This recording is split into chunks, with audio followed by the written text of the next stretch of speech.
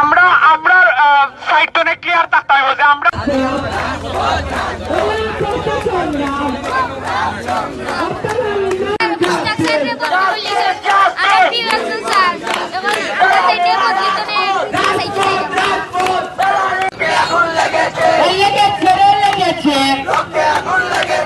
আসলে বিষয়টা হলো শিক্ষার্থীদের তো শিক্ষক সবসময় প্রিয় থাকে।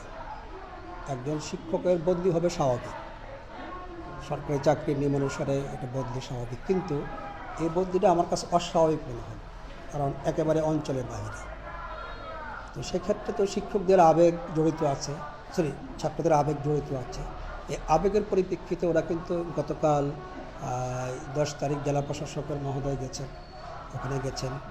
তারপরে পরবর্তী সময়ে আমি প্রধান শিক্ষক হিসেবে আমার অবস্থান থেকে আমি এই বিষয়টা জেলা প্রশাসকের মাধ্যমে জোর সুপারিশ করি এবং জেলা প্রশাসক সেটা মাধ্যমিক উচ্চশিক্ষা অধিদপ্তরে প্রেরণ করেছে।